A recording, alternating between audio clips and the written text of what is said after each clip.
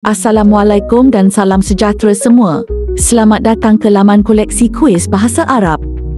Laman sesawang ini mengandungi soalan-soalan kuis bagi subjek bahasa Arab tahun 6. Soalan-soalan kuis yang dibina telah diasingkan mengikut tajuk-tajuk yang terkandung di dalam buku teks.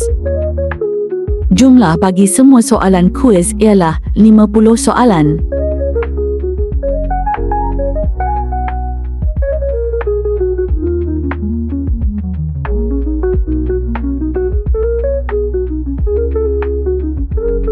Di sini, saya sertakan salah satu contoh daripada soalan kuis yang telah dihasilkan.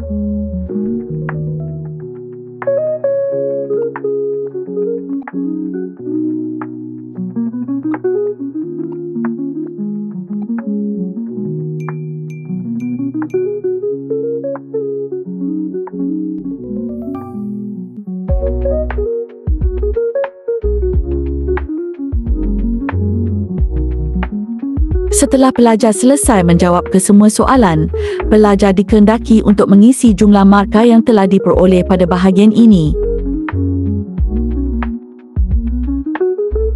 Pelajar juga berpeluang untuk berkenal-kenalan dengan Ustazah Wafa, selaku individu yang telah menghasilkan soalan-soalan kuis tersebut dan laman sesawang ini.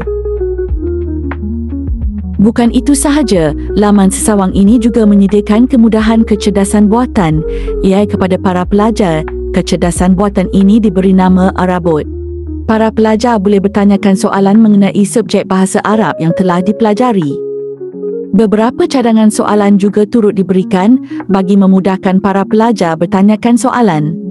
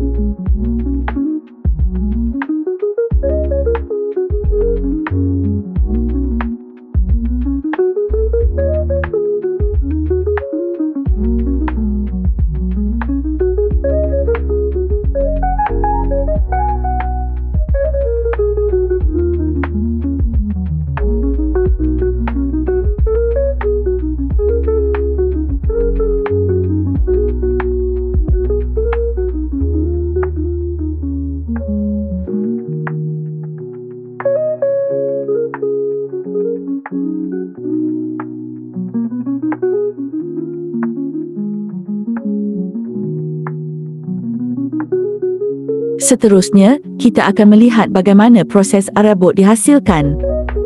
Arabot ini sangat membantu para guru kerana guru boleh menjejak setiap pertanyaan yang diajukan oleh pelajar di dalam Arabot. Dengan kemudahan tersebut, guru boleh mengenal pasti sama ada jawapan yang diberikan adalah tepat atau tidak. Kami berharap inovasi ini mampu membantu para guru dalam melaksanakan pengajaran dan pembelajaran yang lebih efektif dan berkesan. Sekian, terima kasih.